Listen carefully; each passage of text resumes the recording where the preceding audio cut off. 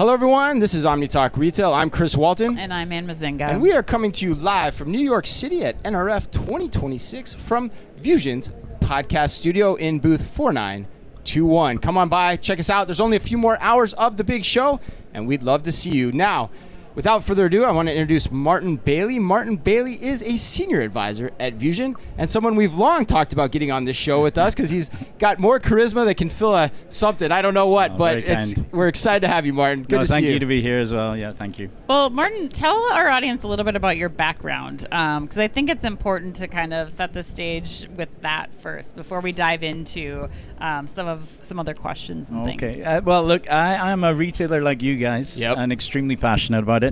And just to be clear, I love you guys. What you do for retail, what you do for forward thinking, allowing us retailers good support. It's fantastic. So thank you for having me.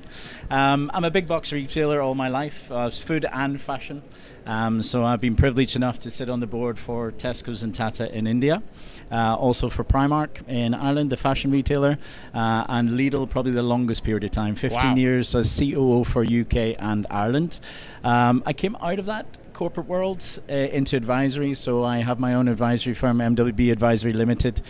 So I'm similar to you in terms of passionate about retail, digital transformation, both ESG, at retail tech, hence Vusion Group, which is an amazing company as we know, and product as well. So I've never left the shop floor, which is the key thing. Well, Primark and grocery, man, that's a hell of a lot of experience, and so we love having real operators on the show. So our first question for you, we've been hearing a lot about the whole science experiment, or another way to put it is kind of the pilot trap.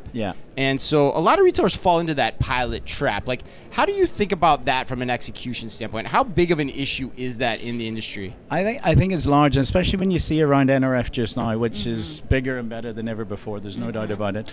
But it's that execution gap. So the way I would say is that we're no longer able to survive. We have to thrive as retailers. And a lot of people talk about AI. In fact, if you go anywhere in any of the booths, agentic AI and AI. But the greatest threat to retail today is about that execution gap.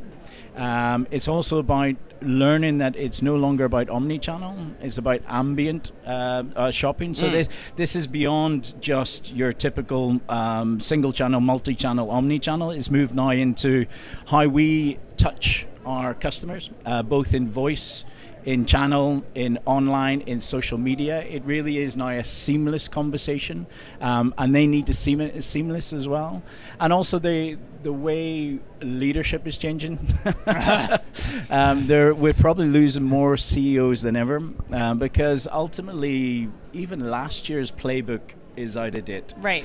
So how do we keep up? How do we keep up? How do the leaders keep up as well? And when you see the innovation around here, you can easily get stuck in the pilot. In fact, I had a good conversation. It was a UK retailer, my apologies, and they were talking about 9 months ago, they were talking about X amount of pilots.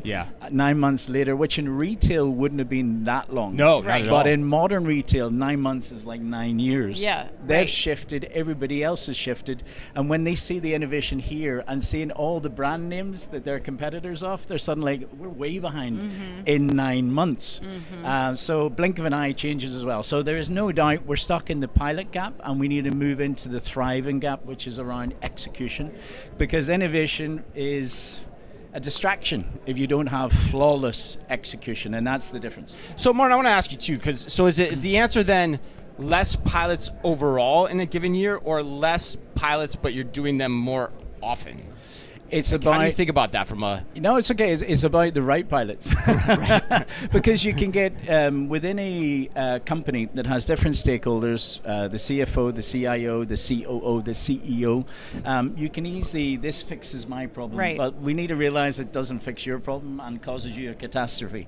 And that can't be the case anymore. So it's that ability to have alignment around the strategy. It is about AI and how you can execute AI. The success of 2026 is the retailers that will take the AI playbook and execute it flawlessly.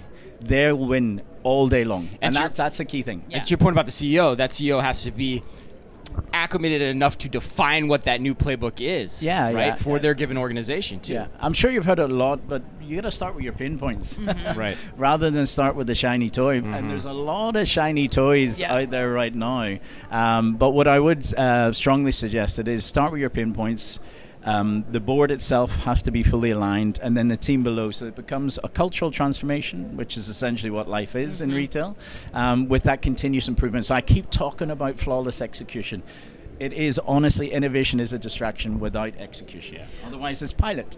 Well, Martin, one of the reasons that we're so happy to have you here, if people couldn't tell by your lovely accent, but you also are a good person for us to kind of get some perspective at when we're looking at the differences of rolling out what you just talked about in a retail organization between what's going on in Europe and the UK and the US. Like, what are some of the biggest differences as you talk to more retailers in both places?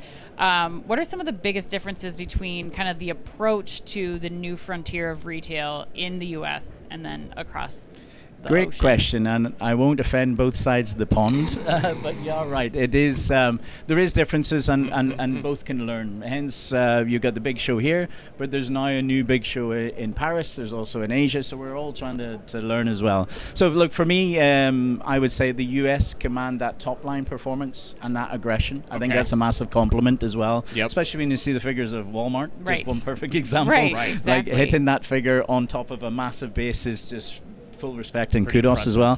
Where the Europeans would be so disciplined in their processes and their systems that they are probably the masterclass of bottom line discipline, and that would be the difference between the two for me.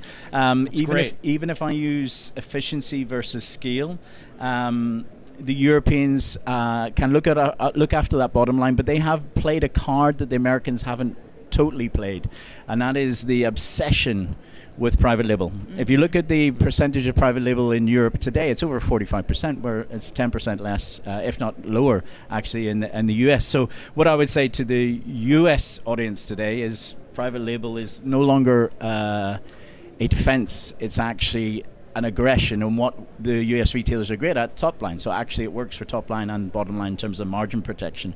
But also in Europe, whatever happens in Brussels when it comes to ESG or regulations, normally that's in Brussels today and in the retailers tomorrow. That ESG mightn't be quite here in the US as of yet. What are you talking about? And state by state? Even if you think about in 2027, they're going to change to digital product passport. Now that affects fashion first of all, and then into grocery as well. However, the ability to talk about circular economy, the ability to track this jacket, and if I want to resell it to you, then the authenticity, etc. That's a huge operational change and will cost millions, but it will become EU law in 2027, so the retailers have to follow suit. Example over this side of the pond, Walmart and the freshness innovation that they've shown. It was due to a regulation of food safety that was going to happen in 2026. Nobody else had done it apart from Walmart, so it's moved to 2028, but Walmart are now the vanguards, which they are a lot here in the US. But that's one good example around regulation changing and defining, and we're very good at compliance. Yes, you are. And then maybe the last one, because labor costs are quite very high in Europe. I mean, it's over 15 euros in Germany, for example, and less so here in the US. I know there's certain states that are $15, etc. But that silicon or that ability to digitize because of labor costs being so high, we're very good at in Europe. So that connected store, which is actually one of the big things that we have here with Vusion, that digitalizing the store, digital transformation, connecting both the customer, the colleague, and indeed central operations in terms of connectivity. We've had to do it in Europe because our labor costs are only going in one direction. It won't be that far until it's 20 euros an hour. And that's not easy to manage an operating model whatsoever. So I would say that's another big difference where I think the US can learn. But there's no doubt there's so many positives and so many great retailers that we've all, and you've interviewed now, but I've seen them this week as well. So if we keep learning together, we'll be far better. But that would be the big difference between maybe US and Europe. And my apologies on the... If it's in Brussels today, I'll be in the retailers tomorrow. No apology needed. No, that's a really interesting point of view, and it gives you a sense of why on the show we always kind of say that Europe, from our standpoint, feels like it's 10 years in front of the U.S. on innovation, but it's probably, when I step back and think about it, it's probably the innovation that is more on the things that we get excited about, which is the operational efficiency drivers.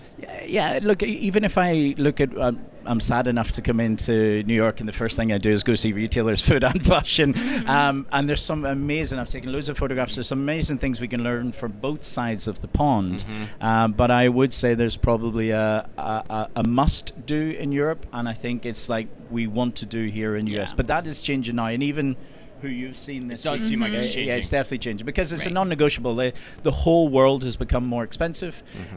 Moving stock globally is now over $1.2 trillion. Moving stock around the world. That's up 5.4%. Wow. So how do you save 5.4% on your movement of stock and your inventory? You got to find it with the technology. You got to find it with AI, and like we joked earlier on about, I think most of the booths had AI last year, and they've just slapped agentic on it beforehand. So now we have agentic AI is the big one, but agentic AI is no longer a dream or no longer anything that you would like to do. You have to do it. Let's talk about that, Martin. I think that's a good way to close us out. You know, like what is your take on the frontier of technology in retail as we look forward to 2026? So if you look at the tech that I'm pretty excited about, agentic AI is the ability to make big data transferable, translatable, and actionable, and that is pretty powerful, and that goes well beyond AI, generative AI. And if you think about how the agents of agent AI, it multitasks, first of all, which is brilliant. Second of all, the accuracy from end-to-end processing, which the human or the processes or the framework of retailers today don't have. They have maybe at best 88% compliance, where if you do install in a back office agentic AI, it's over 96%. So that's a great point. That's going to create a lot of value. It's going to bring a lot of data that is actionable. You're going to make better decisions, and ultimately you're going to find a more agile company, because agility is back to the point around pilot.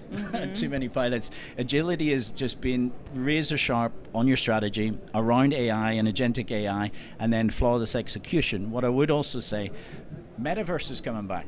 Really? Yeah, because obviously about 10 years ago, pre-COVID, we were talking about Metaverse Feels and like VR 10 years ago. and AR. Yeah. There's a lot of vision technology around NRF today, but even the examples of Metaverse, you can now simulate supply chain, logistics, warehousing, full value chain in the Metaverse before you even put a penny or a cent into your investment pot.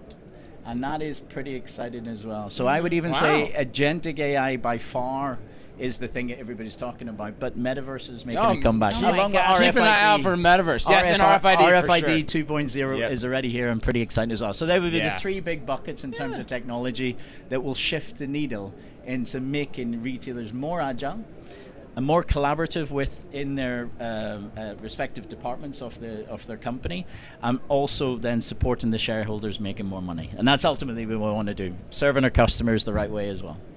Still can't believe you said Metaverse, Martin. I'm still, can you my believe head's that? still can you like believe that? Trying to be. Yeah, it's the comeback. Metaverse 2.0. Pick it back up. Day 3 of NRF. I don't even know what world I'm in right now. All right. Well, thank you so much, Martin. No, we thank really you. appreciate your time. I'm sure our audience will too.